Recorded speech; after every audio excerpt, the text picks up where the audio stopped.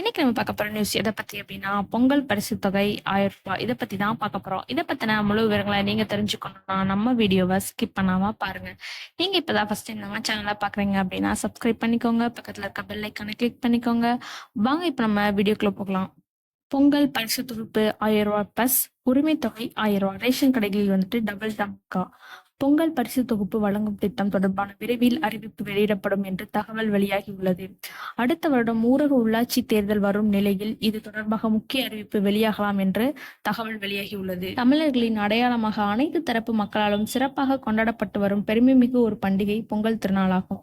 மனித குலத்திற்கு அடித்தளமாய் விளங்கி உணவளித்து வரும் விவசாயி பெருங்குடி மக்களுக்கு நன்றி சொல்லும் ஒரு நாளாக தமிழராகிய அனைவராலும் கொண்டாடப்பட்டு வருகிறது. இந்த தமிழர் திருநாளாம் பொங்கல் பண்டிகை சிறப்பாக கொண்டாட பொங்கல் பரிசாக ரூ. 1000 ரொக்கம் வழங்கப்படும் என்று தமிழ்நாடு அரசு வட்டாரங்கள் வந்துட்டு தெரிவித்துள்ளன.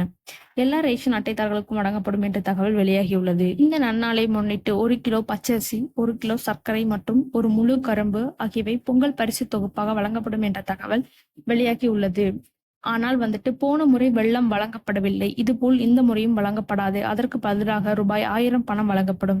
பொங்கல் பரிசு மேலும் முன்கூட்டி திட்டமிடப்பட்ட உற்பத்தி செய்த காரணத்தினால் பொங்கல் திருநாளை முன்னிட்டு வழங்கப்பட உள்ள இலவச வேட்டி சேலைகள் அனைத்தும் தயார் செய்யப்பட்ட அனைத்து மாவட்டங்களுக்கும் அனுப்பி வைக்கப்படும். பொங்கல் பரிசு தொகுப்புடன் சேர்ந்து இவற்றை வழங்குவதற்கு தேவையான அனைத்து ஏற்பாடுகளும் செய்யப்பட்டு வருகின்றன. இந்த நிலையில் பொங்கல் திருநாளை சிறப்பாக மக்கள் கொண்டாடிட ஒன்றிய மாநில அரசு ஊழியர்கள், வருமான வரி செலுத்துவோர், பொதுத்துறை நிறுவனங்களில் பணிபுரிவோர், சர்க்கரை அட்டைதாரர்கள், பொருளில்லா அட்டைதாரர்களை தவிர்த்து ஏனைய குடும்பங்கள் அட்டைதாரர்கள் அனைவருக்கும் ரூபாய் 1000 பொங்கல் பரிசாக நியாய விலைக்கடைகளில் வந்துட்டு பொங்கல் திருநாளுக்கு வழங்கப்படும் என்று தமிழக அரசு வந்துட்டு வட்டாரங்களில் தெரிவித்துள்ளன.